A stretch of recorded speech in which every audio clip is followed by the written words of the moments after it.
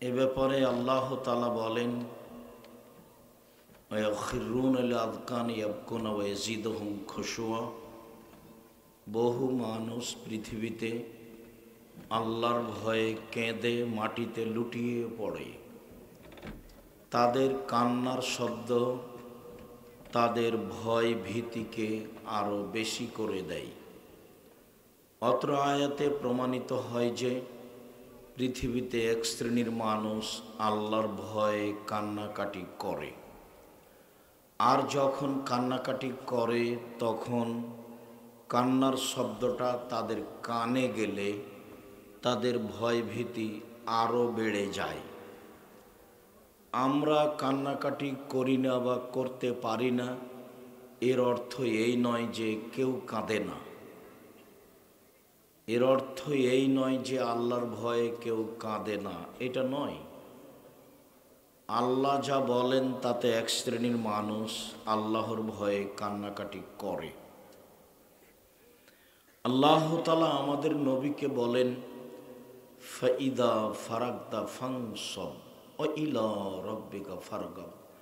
মুহাম্মদ সাল্লাল্লাহু আলাইহি সাল্লাম, আপনি যখন দুনিয়াবি কাজ থেকে অবসর হবেন তখন আপনি কঠোর শ্রমে রাতের ইবাদতে আত্মনিয়োগ করুন, আর আপনি আমাকে যা বলবেন তা কান্নাকাটি করে বিনয়ের সাথে বলুন।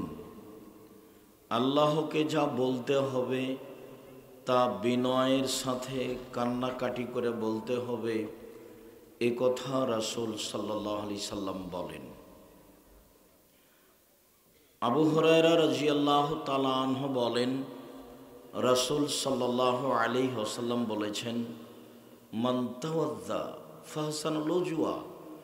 কেউ যদি অজু করে, সুন্দর করে অজু করে, ওয়াসাল্লা রাকাতাইন, 2 রাকাত সালাত আদায় করে, মুকবিলান আলাইহিমা বিকলবিহি ওয়াজহিহি, মনে প্রাণে ভয় ভীতি নিয়ে, মনে প্রাণে ভয় ভীতি নিয়ে কেউ যদি সুন্দর করে অজু করে 2 রাকাত সালাত আদায় করে, তাহলে তার অতীতের সব পাপ ক্ষমা হয়ে যাবে। অন্য এক বর্ণনায় এসেছে, ওয়াজাবাত লাহুল জান্নাহ, তার জন্য জান্নাত জরুরি, সে যাবে। সুন্দর করে অজু করে 2 রাকাত সালাত আদায় করেছে ভয় ভীতি নিয়ে, কান্নাকাটি করে সুন্দরভাবে, তাহলে সে জান্নাতে যাবে, তার জন্য জান্নাত জরুরি। ভালো করে অজু কথাটা বললে কয়েকটা কথা মাথায় আসে, একটু বলে রাখি। এই ছেলে, তোমরা ওখানে দাঁড়িয়ে কেন? নাকি জায়গা নাই নাকি? আর তোমরা যারা দায়িত্ব পালন করছো তারা কি করছো? দেখো, যারা দাঁড়িয়ে আছে ওদের বসতে অনুরোধ করো। আর যারা দোকানপাটে আছেন, আপনাদের একটু শরম বোধ হয় না কেন? আজকেই হাট বাজার করতে হবে, জিলাপি কিনতে হবে, কিছু একটু মূল্যায়ন বোধ থাকা উচিত। নিজের কাজ ত্যাগ করে কিছুক্ষণ কথা শোনেন। আমি তো আপনার জন্য এসেছি, আর আজকের আসা আমার খুব কষ্টকর। আমি ঢাকা থেকে প্রতিষ্ঠানে গেছি, প্রতিষ্ঠানে বেশ কিছু কাজ ছিল। মাগরিবের পরে সেখানে আমি কাজগুলো শেষ করে রাস্তাতে ওই কোথায় যেন বিরলদাহ মাজারের ওখানে এক লোক থামিয়ে দেখলাম যে বেশ কিছু মানুষজন মসজিদে বসে আছে। ওখানে বেশ কিছুক্ষণ কথা বললাম, তারপরে আমি আসছি। আমি তো খুব ক্লান্ত বলে আমি মনে করছি, কিন্তু আপনি আজকে এসে দোকানে বসে আছেন কেন? বক্তব্য শুনতে এসে আপনার শরম হয় না কেন? আপনি কেন বসে থাকবেন ওখানে? নির্বাচন করে, দল সংগঠন করে ভিতর নষ্ট হয়ে গেছে নাকি? মানুষের বিরোধিতা করে, বদনাম করে, গালি দিয়ে নষ্ট হবে, এটাই স্বাভাবিক। আলেম ওলামা হলে কি হবে? আলেম ওলামা একজন আর একজনকে একবারে ধুয়ে ছেড়ে দিচ্ছে, এমন বলা বলছে। গত পরশুদিন এক মাওলানা সাহেবের সাথে দেখাতাম, বলছে আচ্ছা মাওলানা সাহেব, একজন মাওলানা যখন আরেকজন মাওলানার বিরুদ্ধে বলে তখনও কি সে আলেম? তো শরম পাচ্ছে। কেমনে হয়? কই আমাদের তো বলার প্রয়োজন হয় না। আমি তো বহুদিন বলছি, প্রতিদিনই বলছি, 90 সাল থেকে আমি কারো বিরুদ্ধে বলিনি, আছি তো, বলা লাগে না। পিছন দিকে তাকিয়ে দেখার প্রয়োজন নেই, আমি প্রয়োজন বুঝতেও পারি না। কোনো কর্ম আমাকে ভেবে করা লাগে না, সব এমনিতেই সামনে দাঁড়িয়ে আছে। সবাই বলছে সারা বাংলাদেশ জুড়ে জামিয়া সালাফিয়া গড়েন, তো বিভিন্ন জেলার লোক এসে আমার কাছে দাবি জানাচ্ছে, এতে আমার কোনো পরিকল্পনা নেই। এমনিতেই জামিয়া সালাফিয়ায় প্রায় 5,000 ছেলে মেয়ে পড়াশোনা করে, 300 জন শিক্ষক শিক্ষিকা, 300 জন। তাতে ইন্ডিয়ান শিক্ষক আছেন যাদের অনেক বেতন, মদিনা বিশ্ববিদ্যালয়ের শিক্ষক আছেন যাদের বেতন লাগে না, যাতায়াত খরচ, খাওয়া খরচ অনেক। দেশের শিক্ষক আছেন যারা সৌদি আরব থেকে এসে থাকেন, তাদের রান্না বান্না খাওয়া ভিন্ন। যারা ইন্ডিয়া থেকে এসে থাকেন তাদের রান্না বান্না খাওয়া ভিন্ন। আমরা যারা গরিব মানুষ, আমাদের থাকা খাওয়া ভিন্ন। আমরা সাধারণ ছাত্ররা সাধারণত যা খাই তাই খাই, আমরা চেষ্টা করি। প্রতি মাসে বেতন লাগে 32 লক্ষ। 519 জন এতিম আছে, 519 জন। কোন মাদ্রাসাতে যখন ওই গতকালকেই এক মাদ্রাসাতে ওই যারা হিফজ করেছে তাদের পাগড়ি দিচ্ছে, তা আমাকে একজন বলছে যে আপনি আপনার মাদ্রাসাতে যারা হাফেজ তাদের পাগড়ি দেন না কেন? তো বলছি আমি 60-70 জন হিফজ করে শেষ করেছে, কার পাগড়ি দিবেন এতগুলো মানুষের মধ্যে? তাহলে পাগড়ি দিতে দিতে তাহলে প্রোগ্রামটাই শেষ।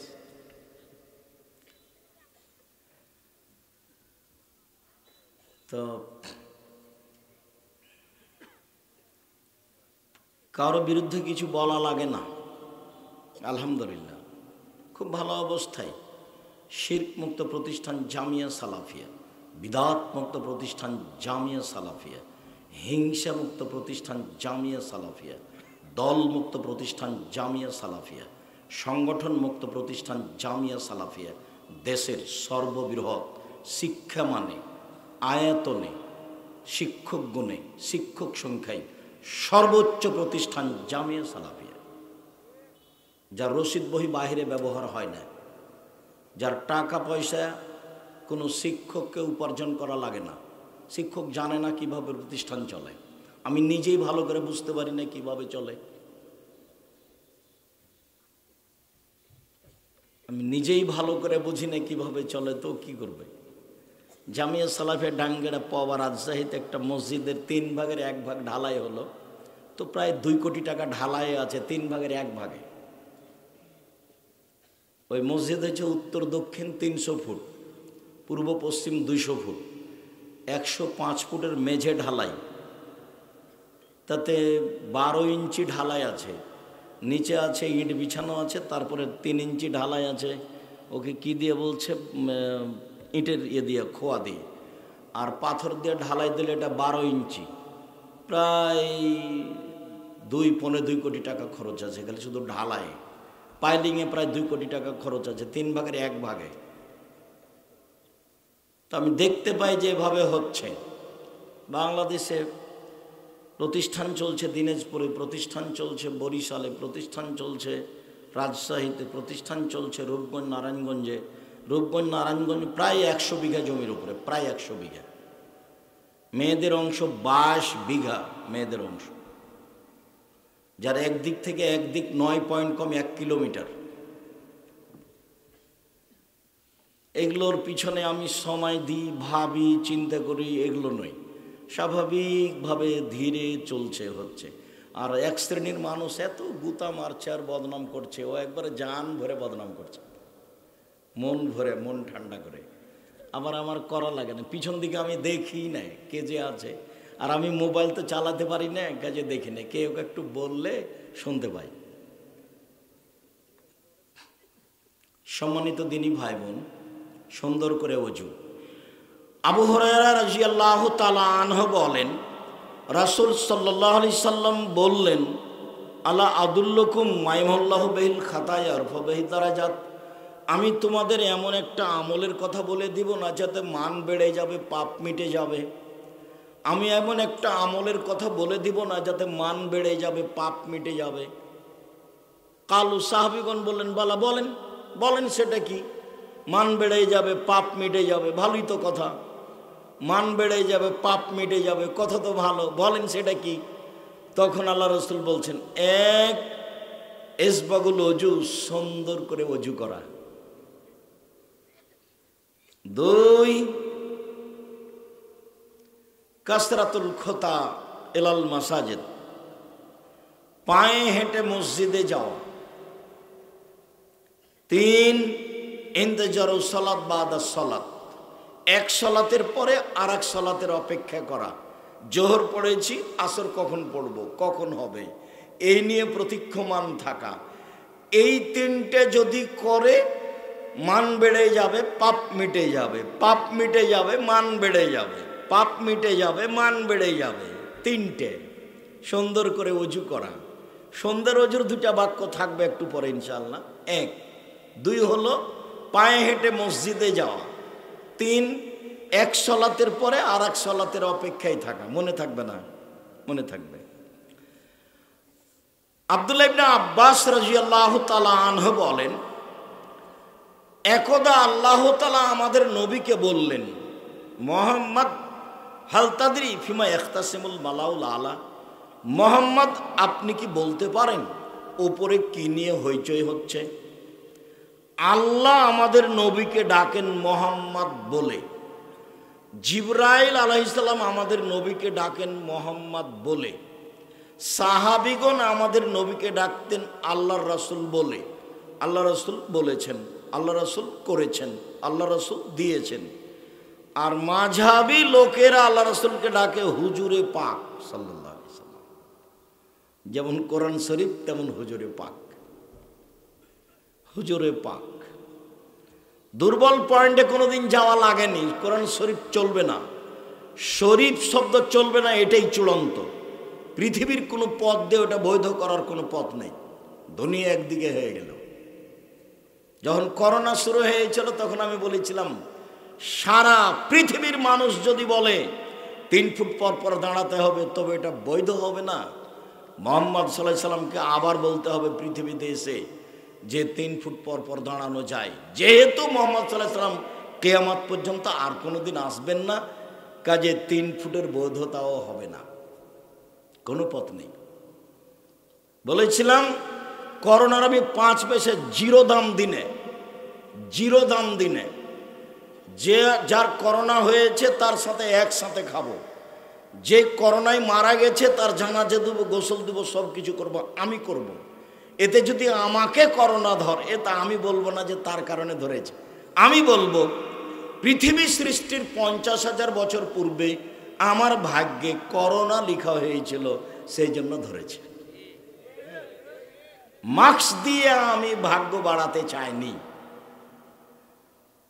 দুবাই ওই সময় গিয়ে বলছে আপনি মাস্ক লাগান, জরিমানা হলো 3,000 দিরহাম, অনেক টাকা। 3,000 দিরহাম। বলে আচ্ছা চলো জরিমানা লাগুক তো, তারপরে দেখা যাবে। মাস্ক দিয়ে ভাগ্য বাড়াতে রাজি নই, বিশ্বাস করি ভাগ্যকে। আল্লাহর নবী বলছেন, মানুষ যখন সৃষ্টি করেছেন আল্লাহ, তখন লিখেছেন হায়াতাহু ওয়া মাউতাহু ওয়া রিজকাহু ওয়া মাসায়েবাহু, লিখে দিয়েছেন তার জীবন, লিখে দিয়েছেন তার মরণ, লিখে দিয়েছেন তার রুজি, লিখে দিয়েছেন তার অসুখ বিসুখ। মাসায়েবাহ, রোগ ব্যাধি, করোনা লিখা আছে। তো যদি লিখা হয়ে থাকে, এখন যদিও পাথরের মধ্যে ঢুকে যায়, তবুও করোনা ধরবেই। আর যদি লিখা না থাকে, যার করোনা হয়েছে আর গায়ের সাথে গাও লাগিয়ে যদি থাকে, তো ধরবে না। এইভাবে ভাগ্যকে বিশ্বাস করি। অতএব মাস্ক দিয়ে ভাগ্য বাড়াতে আমি আব্দুর রাজ্জাক বিন ইউসুফ প্রস্তুত নই। সারা দুনিয়ার মানুষ যদি মাস্ক লাগাই, তবু আমি আব্দুর রাজ্জাক বিন ইউসুফ মাস্ক লাগাবো না।